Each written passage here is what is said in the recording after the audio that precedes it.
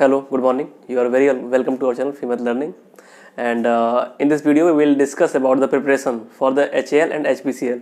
दोनों एग्जाम के लिए हम लोग देखेंगे कि how we have to prepare, because HAL में जो है 15 दिन बचे हुए हैं एग्जैक्टली, और HPCL में जहाँ तक मुझे लगता है 1.5-2 महीने बचे हैं अभी। वो एग्जाम रिसेंटली नहीं होना चाहिए क्योंकि अभी तो उसके फॉर्म भरे जा रहे हैं। 16 अप्रैल लास्ट डेट है, 16 या 15 अप्रैल लास्ट डेट है, तो वो करीब 1 से 1.5 महीने बाद ही होगा।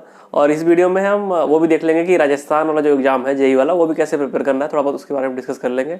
ओके, ठीक है, तो वीडियो को स्टार्ट करते हैं। अगर आप चैनल पर नए हैं तो प्लीज़ चैनल को सब्सक्राइब कीजिए। अगर आप हमारे ओल्ड व्यूअर्स हैं तो please share this video to those who got benefited from it. Okay, then let start our video. ठीक है, देखो जो आज का वीडियो है उसमें पहले हम देखेंगे HAL की प्रिपरेशन कैसे करनी है, देन HPCL कैसे करनी है। After that we will look into the test series, books, all these things we will discuss. Okay, तो जितनी भी बुक्स के नाम मैं बताऊंगा सबकी लिंक जहाँ तक है मैं डिस्क्रिप्शन में डाल दूंगा। ठीक है, आप लोग वहाँ से देख सकते हैं बुक्स को और परचेज कर सकते हैं करना चाहे तो। और आपके पास नहीं है तो, और आपके पास अगर कोई ओल्ड एडिशन है उन बुक्स का, तो नई बुक खरीदने कोई खास जरूरत नहीं है। ओके, जो मैंने लिंक डाली हुई है उन नए एडिशन डाली हुई है, तो आप पुरानी जो आपके पास है वही रखिए, फालतू में पैसे खराब मत करिएगा। ठीक है, देखो तो पहले मैं स्टार्ट करूंगा HAL के साथ। HAL के बाद मैं जाऊंगा HPCL पे, और HPCL के बाद मैं जो टेस्ट सीरीज पे जाऊंगा। आफ्टर दैट जो आपके डाउट्स थे, जो क्वेश्चंस आए हुए थे, वो डिस्कस करूंगा। And later on I will discuss about the Rajasthan JE. ठीक है, वो 1-2 मिनट का रहेगा लास्ट का बस। ठीक है, शुरू करते हैं HAL से।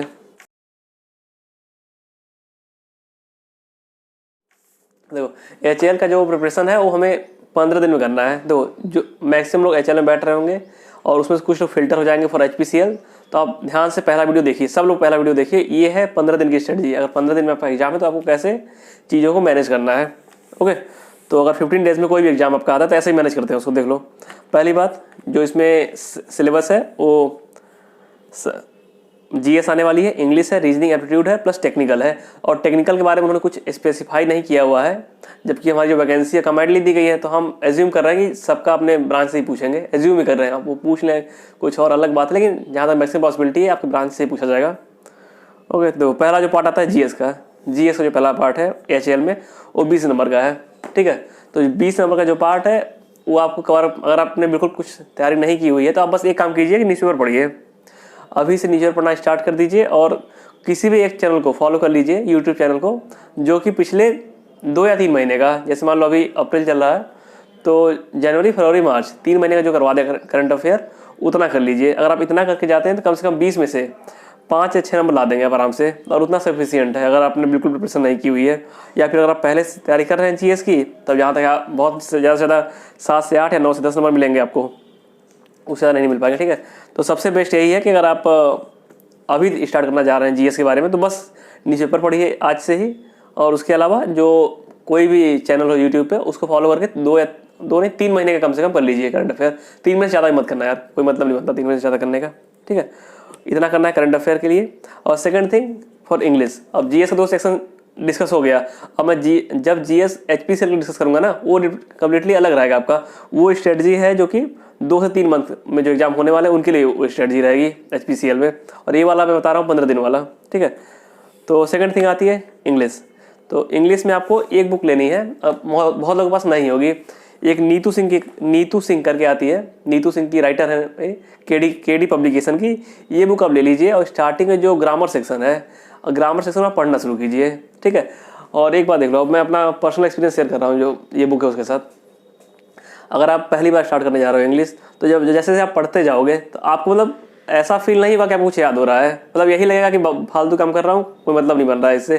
तो वो चीज़ें आपके दिमाग में सेटल होती हैं, बस हमें पता नहीं चलता कि हम उसको एब्जॉर्व कर पा रहे हैं। तो आप उसको एक रीडिंग लगाइए, 15 दिन बचे हुए हैं, एक रीडिंग लगाइए। उसमें जहाँ तक 13 या 14 चैप्टर है, तो जो 2 चैप्टर का डेली करते हैं, तो एक रीडिंग आप लगा लेंगे पूरी। सेकेंड रीडिंग पे आराम से लगा लेंगे। ओके, और इतना अगर करते हैं, और ग्रामर सेक्शन आपसे अगर पूछा जाता है तो आप 10 में से 5 या 6 नंबर आराम से ला देंगे, कोई डाउट नहीं है। और ये बिल्कुल नहीं सोचना है पढ़ते समय कि हमें कुछ याद नहीं हो रहा है। यही मैंने गलती की थी, मैंने वो बुक पढ़ी थी, बहुत पहले पढ़ी थी, मतलब यही गलती मेरी थी उसमें, कि मैं पढ़ता था कुछ, मतलब लगता था याद नहीं हो रहा, छोड़ दो 1-2 चैप्टर के बाद। ऐसा नहीं करना है। आपने एक बार पढ़ना शुरू किया है उसको पूरा पढ़िए, जो 15 चैप्टर है, दोबारा पढ़िए, तिबारा पढ़िए, तो अपने आप आपके दिमाग में सेट हो जाएंगी चीज़ें। और जब एग्जाम में अपीयर करने जाओगे तो जैसे फाइंड द एरर वाला क्वेश्चन आता है, बहुत सारे क्वेश्चन आते हैं, वो आप आराम से निकाल ले जाओगे, ठीक है। आराम से, गलतियाँ कम होंगी, मतलब गलतियाँ तो होंगी लेकिन कम होंगी, इतना ही कर सकते हैं हम लोग इंग्लिश के लिए। ये है HCL के लिए बता रहा हूँ मैं, ध्यान देना आप लोग, HPCL के लिए अलग रहेगा। और दो रीजनिंग और एप्टीट्यूड के लिए तो आप अगर लेना चाहो तो एक बुक आती है मेडिजी पब्लिकेशन की, एप्टीट्यूड रीजनिंग, वो आप लगा सकते हो, दैट इज सफिशिएंट। अगर आप उससे सेटिस्फाइड नहीं हो तो गेट का जो प्रीवियस ईयर है सारे ब्रांचेस का, वो आप लगा लो, that will be more than sufficient. और ये जान लो कि जो लेवल रहेगा तुम्हारे एप्टीट्यूड और रीजनिंग का, वो ईजी नहीं रहने वाला है। क्योंकि अगर आप नोटिस करो तो करीब 1.5 साल से, 1.5 क्या ज़्यादा ही हो गया, अब 1.5 साल से जो एप्टी का जो लेवल है काफ़ी हाई रहता है हर एग्जाम में। और उससे पहले जो भी एग्जाम होते थे एप्टी बहुत बेकार आती थी, मतलब कि अगर आप कोई भी नॉर्मल आदमी है, नॉर्मल कैंडिडेट है, तो कम से कम 24 में 25 नंबर अगर आ रहा है एप्टी, तो उसमें 25 में वो बंदा 23 या 24 स्कोर करता ही करता था। और आज का जो सिनेरियो है उसमें इतना डाटा दे देते हैं, इतना ये कर देते हैं कि आपको 20 नंबर खींचने में जोर हो जाता है, ठीक है। तो मैं सजेस्ट करूँगा कि आप अगर वो जो मैंने बुक बताई मेडिसी वाली, वो आप ले लो, मुझे और वो सही लगती, मैंने कभी लगाई नहीं है, देखो मैं जनरली बता रहा हूँ, मैंने बुक कभी नहीं लगाई है, क्योंकि यार मैं एप्टी रीजनिंग में नहीं फंसता हूँ कभी भी। तो मैक्सिमम लोग लेकिन वही सजेस्ट करते हैं वही वाली बुक की, तो आप वो ट्राई कर सकते हो उस बुक को। एंड अगर आप उससे सेटिस्फाइड नहीं हो पा रहे हो तो बेटर होगा कि आप जो गेट के जो प्रीवियस ईयर्स हैं फॉर एप्टीट्यूड, वो आप लगा लीजिए सारे ब्रांचेस के लिए, वो मोर देन सफिशिएंट हो जाएगा, उससे ज़्यादा नहीं पूछने वाला है कोई भी। ओके, तो ये देखो रीजनिंग का सेक्शन हो गया। आफ्टर द टेक्निकल का, और 15 दिन बचे हैं, उस हिसाब से टेक्निकल कैसे पढ़ना देख लो। टेक्निकल में आपको मतलब ESE ही लगाना है, मैं एक ही चीज़ बार बार बोलता हूँ, इंजीनियरिंग सर्विसेज के प्रीवियस ईयर क्वेश्चन ही लगाने हैं आपको 30 साल के, और कुछ भी नहीं लगाना है। अगर आप ये 2 से 3 बार कर ले रहे हो, और देखो यार अभी 15 दिन बचे हुए तो आप ये कर नहीं पाओगे, एक बार भी करवाना मुश्किल है। इसलिए जो मैंने वीडियो बनाए हुए हैं, अगर आप उनका सपोर्ट लेना चाहो ले सकते हो, क्योंकि उसमें तो एडवांटेज है कि जैसे कि लोग ये पूछते हैं कि क्या रटना है क्या छोड़ना है, तो मैंने उस वीडियो में ये चीज़ ध्यान दी हुई है। मुझे इतना पता है कि कौन सी चीज़ क्लास में कहीं नहीं पढ़ाई गई है उसे रटना ही रटना है, कौन सी चीज़ क्लास में पढ़ाई गई है उसको वो आपको नोट्स के थ्रू आना चाहिए, वो नॉलेज नोट्स थ्रू होनी चाहिए, और कौन सी चीज़ रटनी है वो मैंने उन सब वीडियो से बोला हुआ है बार बार, ठीक है। और उन सब वीडियोस में एक दिक्कत है, आवाज़ की थोड़ी प्रॉब्लम है, क्योंकि मैं भी उस टाइम नया था यूट्यूब पर, तो मुझे बहुत एक्सपीरियंस नहीं था चीज़ों का, धीरे धीरे हुआ। लेकिन अगर आप उससे पढ़ो तो आपको एडवांटेज मिलेगा, श्योर है, क्योंकि काफ़ी लोग हैं जो ये लिख के भेज सकते हैं अगर आप चाहोगे तो, ठीक है। तो वो सब करने की जरूरत तो है नहीं किसी। और देखो ये ESE या तो अगर आप वीडियो नहीं देखना चाहते तो ESE का जो प्रीवियस ईयर बुक है उसकी मैं लिंक डाल दूंगा, आप वो ले लीजिए, उसको लगाइए। अगर आपके पास पहले से है तब मत लेना यार, अगर कोई भी एडिशन आपके पास है, 2015 का है, 16 का है, 17 का है, 18 का है, 19 का है, 20 का है, कोई भी है, तो आपको नई बुक खरीदने की कोई ज़रूरत नहीं है, ओके, क्योंकि क्वेश्चन रिपीट ही होते हैं हमेशा। तो आप 2021 की जो मैंने लिंक डाली हुई वो मत लेना फिर, अगर आपके पास कोई बुक पुरानी है तो। अगर नहीं कोई बुक नहीं है तब 21 वाला ही लेना, वो मोर बेनिफिशियल होगा, ओके।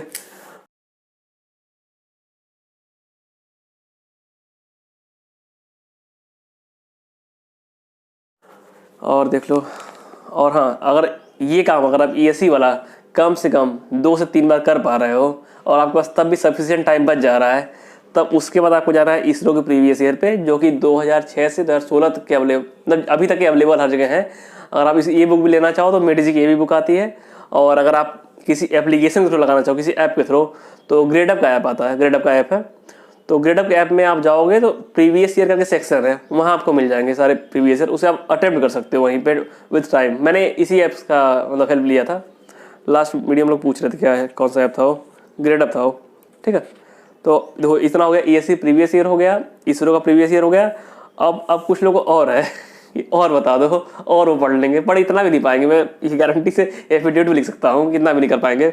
लेकिन किसी को और है कि और पढ़ना है तो RS खुरमी की बुक आती है, वो आप लगा सकते हो ऑब्जेक्टिव, उसमें 5 या 6 हज़ार के आसपास क्वेश्चन है, लगा सकते हो। अगर पास टाइम है तब लगा सकते हो, बहुत ज़्यादा टाइम आपके पास है तब आप लगा सकते हो। लेकिन ये जो मैंने पहले बोला ESE का जो प्रीवियस ईयर है वो कम से कम 2 या 3 बार लगा लेना, इसरो को 1-2 बार लगा लेना, उसके बाद जाना RS खुरमी पे।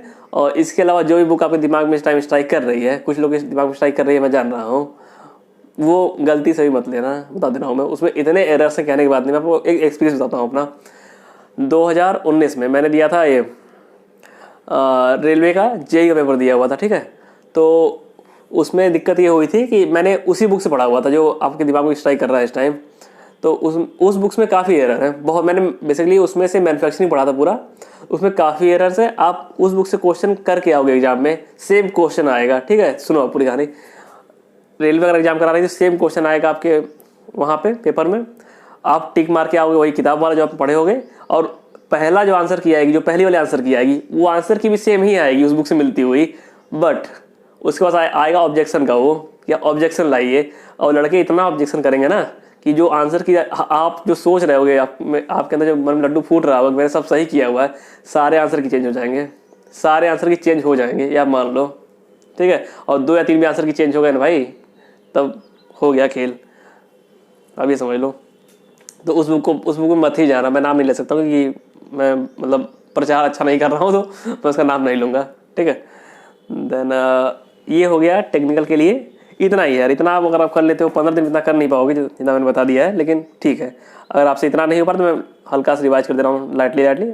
आपको नीचे पर भी नीचे पर पढ़ लो आप, नीचे पर जरूरी है पढ़ना, क्योंकि नीचे पर क्या होता है ना, जैसे कोई एक न्यूज़ आती है तो वो न्यूज़ आज भी आएगी, और उसी न्यूज़ पे वही न्यूज़ फॉलोअप होता जाएगा, आप उसको फॉलो करते रहेंगे, वही न्यूज़ कल भी आएगी उसी से रिलेटेड, उसी से परसों भी आएगी, ठीक है। मतलब फालतू न्यूज़ नहीं पढ़नी कि मर्डर हो गया, ये सब मर्डर वाला नहीं पढ़ना है, मर्डर वाला खत्म हो जाएगा एक दिन में।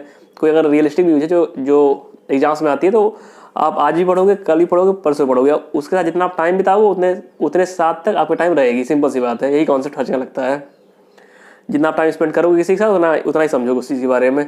और जो यूट्यूब चैनल्स को फॉलो करने वाली बात है, उसमें एक ही दिक्कत है बस, उनका कंटेंट बहुत अच्छा है, कंटेंट हर चैनल बहुत अच्छा बनाता है, क्योंकि वो लोग काफ़ी रिसर्च करते हैं देन कंटेंट बनाते हैं, तो कंटेंट उनका बहुत बढ़िया है। लेकिन दिक्कत उसमें क्या आती है कि आप एक क्वेश्चन एक ही बार देखते हो, एक क्वेश्चन आप एक ही बार देखोगे तो बहुत तो आपके दिमाग में सेट नहीं होगा। और अगर आप ये करते हो कि न्यूज़पेपर आपने पढ़ा और किसी चैनल को आप फॉलो कर रहे हो करंट अफेयर के लिए डेली, तो पहले आप न्यूज़पेपर अपना पढ़ लीजिए, उसके बाद उनका जो प्रीवियस वीडियो एक दिन पहले वाला है वो देख लीजिए, या फिर जैसे आप क्या कर लेना मैंने, जैसे कि आज का वीडियो तो आज आ जाएगा, कल की इन्फॉर्मेशन वाला, तो जो कल आप न्यूज़पेपर पढ़े रहोगे वही ट्राई कर लो, उसमें आपको उसमें मैक्सिमम क्वेश्चन आते रहेंगे, या जान लो। अब 1 महीना ही करोगे ना, 1 महीने में आपको फील आ जाएगी कि मुझे मतलब चीज़ों का आइडिया लग चुका है। या इतना हो गया। और सेकंड थिंग, इंग्लिश की जो नीतू सिंह वाली बुक है वो कर लेना, एक बार तो कर ही लेना कम से कम आपके 2 या 3 नंबर पक्का बढ़ जाएंगे। और रीजनिंग वाले भी मत करना, 15 दिन है तो रीजनिंग एप्टीट्यूड तो आप वहाँ निकाल ले जाओगे। और टेक्निकल जो मैंने बता दिया, पहले आप ईएससी करो, ईएससी को कम से कम 2 या 3 बार लगाओ, आपके पास टाइम बचता है तो इसरो की लगाओ, और आपके पास बहुत टाइम बच गया अगर, तब आरएस का भी चले जाओ, ठीक है। इतना सफिशिएंट है for the HAL exam, okay. और अब आप आते हैं HPCL के एग्ज़ाम पे। HPCL से कहने का मतलब ये है कि कोई भी एग्जाम, आपका कोई भी एग्जाम हो, अगर वो 2 से 3 महीने में होने वाला है, तो उसके लिए आपको प्रिपरेशन कैसे करनी है वो डिस्कस करेंगे अब यहाँ से, ठीक है। वीडियो लंबी होगी, लग रहा है काफ़ी ज़्यादा, आधे घंटे हो जाएगी, 12 मिनट यहीं पर हो गया है। देखो आज से HPCL, देखो एक चीज़ बताता हूँ मैं आपको, अगर आप HPCL एलिजिबल हैं और आप जनरल कैंडिडेट हैं तो आप सब कुछ छोड़ दो, HPCL के लिए पढ़ो यार। तो अनरिजर्व कैटेगरी अगर आप हैं तो वहाँ बहुत कम कंपटीशन होने वाला है इस बार, बहुत ही कम। क्योंकि देखो मैक्सिमम लोग जो हैं, जैसे मान लो कि अदर कैटेगरी भी UR सीट लेती है तो वो लोग बाहर हो चुके हैं, पहली बात, क्योंकि एज क्राइटेरिया लग चुका है। और UR कैटेगरी वाले भी, UR वाले भी बाहर हो गए हैं क्योंकि एज क्राइटेरिया लग चुका है। अरे मेरा जो सर्कल है फ्रेंड्स का, उसमें से बस मैं सिंगल बंदा हूँ जो कि मैं एलिजिबल हूँ HPCL के लिए। अभी तो मैंने फॉर्म नहीं भरा है, जहाँ तक पॉसिबिलिटी में भरूंगा भी नहीं, तो बस मैं एलिजिबल हूँ, ये जान लो। और जितने लोग सेलेक्ट हुए हैं CIL में भी, उसमें से भी बहुत ही कम लोग एलिजिबल हैं फॉर HPCL, ठीक है। तो आप ये समझ रहे हो, जो लोग सेलेक्ट हो रहे हैं हर जगह, जैसे कि जो लोग NLC में सेलेक्ट हो रहे थे, जो CIL में सेलेक्ट हुए हैं, जो कहीं और सेलेक्ट हुए हैं, मैक्सिमम लोग डिबार्ड है उसमें, वो एलिजिबल ही नहीं है उस एग्जाम के लिए, तो कंपटीशन कम होने वाला है। अब ये देख लेना, मैं अभी प्रेडिक्ट कर देता हूँ आपको कि जो कट ऑफ रहेगी for UR, OBC, SC, ST सब सेम रहेंगी, बहुत वेरिएशन नहीं आएगा इस बार, ऑलमोस्ट सबकी सेम रहेंगी। हो सकता है OBC जो कट ऑफ है वो जनरल से ऊपर चली जाए, मैक्सिमम पॉसिबिलिटी है, बहुत पॉसिबिलिटी है कि OBC कट ऑफ जनरल से ऊपर जाएगी HPCL में, ठीक है। तो अब डिस्कस करते हैं कि how to prepare for HPCL। जो HPCL के लिए जो है GS आपको कैसे कवर अप करना है। पहली बात तो आपको अगर आप फॉलो करना चाहो यूट्यूब चैनल तो फॉलो करिए, लेकिन न्यूज़पेपर के साथ फॉलो करिए। आप न्यूज़पेपर पढ़िए अपना 1 घंटे के आसपास डेली, कोई भी ले सकते हैं आप। अगर पैसे आपको अच्छे खासे हिंदू लीजिए, अगर पैसे कम है तो इंडियन एक्सप्रेस लीजिए, बात बराबर है, ठीक है। और इंडियन एक्सप्रेस मिल भी जाता है, हिंदू मिलता नहीं आसानी से। तो आप एक न्यूज़पेपर डेली पढ़ना शुरू कीजिए, डेली पढ़िए उसको आधे घंटे के आसपास। और उसके साथ एक और चीज़ है, आप कोई एक सब्जेक्ट लीजिए, कोई भी एक सब्जेक्ट, एंड उसको पढ़िए। सब्जेक्ट्स मेरा कहने का मतलब है कि जैसे कि मॉडर्न हिस्ट्री हो गया, पॉलिटी हो गया, कोई भी एक उठाइए, उसे पढ़ना शुरू कीजिए। करीब आप मान लीजिए मॉडर्न हिस्ट्री पढ़ते हैं आप 30 से 40 घंटे देंगे तो आपके 2 क्वेश्चन सही हो जाएंगे, इतना मैं गारंटी दे रहा हूँ। 2 या 3 क्वेश्चन आप निकाल ले जाओगे अच्छे से, और वो बहुत बड़ी बात हो जाती है, 2-3 क्वेश्चन निकाल ले जाना। ठीक है, आप पॉलिटी पढ़ सकते हो, ज्योग्राफी पढ़ सकते हो, मॉडर्न, मैं तो कहूँगा मॉडर्न हिस्ट्री पढ़ो, क्योंकि मॉडर्न हिस्ट्री पढ़ोगे तो आपका दिमाग हल्का चिल रहेगा, वो बढ़िया रहेगा। और उसकी बुक जो है मैं डाल दूंगा लिंक में, एक स्पेक्ट्रम करके आती है, मैंने खरीदी हुई है, लेकिन मैंने पढ़ा भी एक बेचन नहीं है उससे। ये बुक रखी है मेरे पास, ये बुक है, ठीक है, ये सही दिख रहा होगा नहीं, ये बुक है, ठीक है, उल्टी दिखा रहा हूँ नहीं, सही है, ये बुक में पढ़, मतलब मैंने पढ़ा अभी एक भी अच्छा नहीं है इसे, लेकिन अच्छी बुक है, लोग कह रहे हैं पढ़ने के लिए, मैं पढ़ूंगा, अभी स्टार्ट करूँगा जब तो ये बुक आप पढ़ सकते हो। अगर कोई और आपको अच्छी लगती है बुक, तो मतलब कि अगर कोई सिविल की प्रिपरेशन कर रहा है आपके जान पहचान में, उससे आप पूछ लो कि मॉडर्न हिस्ट्री कहाँ से पढ़नी है, आपको मजा आएगा पढ़ने में, उससे आपके कम से कम 2 या 3 क्वेश्चन इंप्रूव होंगे, वो आप कर लीजिए। और देखो अब इंग्लिश पे आते हैं हम लोग, फॉर HPCL की बात हो रही है सब। तो पहली बात तो नीतू सिंह मैंने जो बताया, जो बुक है KD कैंपस की, वो आपको करनी ही करनी है। सेकंड थिंग, एक आती है बुक वर्ड पावर मेडिजी की, ठीक है, वर्ड पावर मेडिजी की बुक आती है, उसमें ऑलमोस्ट 46 चैप्टर्स शायद हैं, मैंने पढ़ी हुई है बुक ये वाली। इसमें कितने चैप्टर हैं देखो, मैंने इसको पढ़ा हुआ है, ये 46 का पास था याद नहीं मुझे, 30 दिखा रहा है इसमें, देखोगे ना, ये बुक है मेडिजी वाली है, ये पढ़ लेना, डेली पढ़ना है इसके 2 चैप्टर, काफ़ी मजा आएगा आपको, काफ़ी इंटरेस्टिंग है। और इसमें इसकी खास बात यह है कि आपको कुछ याद नहीं करना है, आपको इस बुक को लेना है और एक पेंसिल लेनी है अपने साथ, पढ़ते जाना है, और जैसा ये कहें वैसा करना है, अपना उसमें दिमाग बिल्कुल नहीं लगाना है कि अपने दिमाग से पढ़ रहे हो आप, जैसा इस बुक में कहते जाएँ कि चिल्ला चिल्ला पढ़ना है, फिर चिल्ला चिल्ला पढ़ो, धीरे पढ़ना है, धीमे पढ़ो, जो ये कहें आपको करना है, आप देखोगे इंप्रूवमेंट, आप खुद अपने पर्सनालिटी चेंज देख लोगे कुछ दिनों में ही, ठीक है, पर्सनालिटी इंप्रूव हो जाएगी, ये बुक पढ़ लोगे आप तो। ओके, एंड ये हो गया इंग्लिश के लिए यार, इतना कर लो।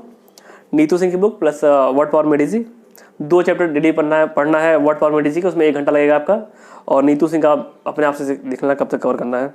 और नीतू सिंह की जो बुक है ना, वो कम से कम आप 2 या 3 बार पढ़ना उसको, और स्टार्टिंग में 5-6 दिन में भाग मत जाना कि नहीं समझ में नहीं आ रहा है या फिर रिटेन नहीं हो रहा है, इस चीज़ से डरना नहीं है आपको, आप उसको पढ़िए, कम से कम 2 या 3 बार पढ़िए, तो आपको रियलाइज़ होगा कि आप उसको एब्जॉर्व कर रहे हैं धीरे धीरे, और उसका जब एग्जाम में बैठोगे ना, यू विल बी अमेज्ड कि ये क्या, मतलब मुझे चीज़ें दिख रही हैं, ये मैं पढ़ गया है, ऐसा लगेगा, आप कर लोगे क्वेश्चन, काफ़ी इंप्रूव हो जाएगा, ठीक है। और FT के लिए मैंने बता ही दिया कि मेडिजी पब्लिकेशन की जो बुक आती है, अगर आप चाहें ले सकते हैं, उसे पढ़ना चाहें पढ़ सकते हैं, ओके, अगर आपको लगता है कमज़ोर है तो।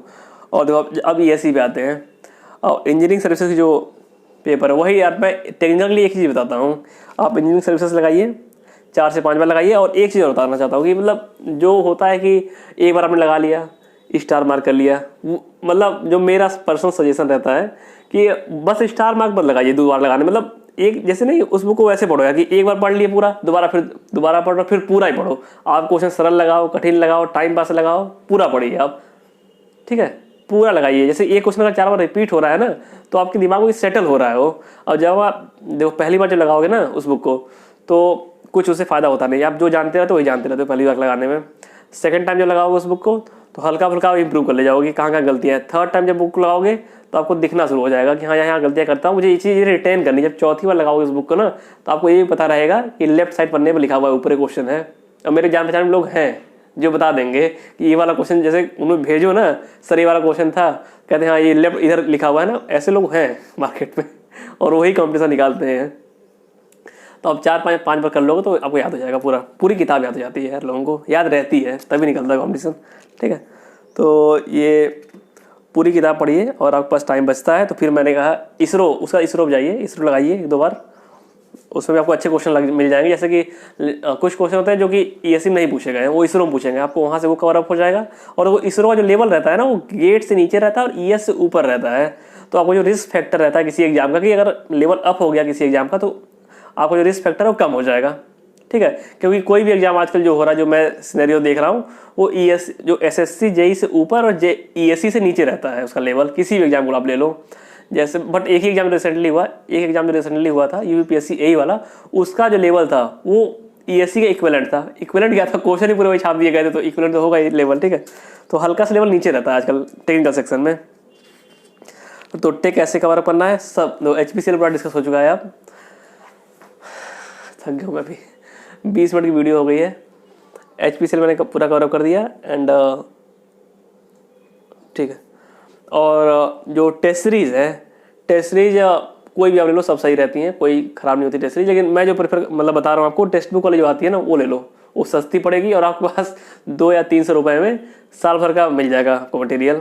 आपको कोई और टेस्ट सीरीज नहीं खरीदनी है टेस्ट सीरीज लेने के बाद, क्योंकि यार वो हर चीज़ का निकाल ही देते हैं, तो वो बेटर है ना। 300 रुपये में काम 300 भी नहीं लगते हैं उसमें, कूपन ऊपर लगा दोगे 270 हो जाता है वो।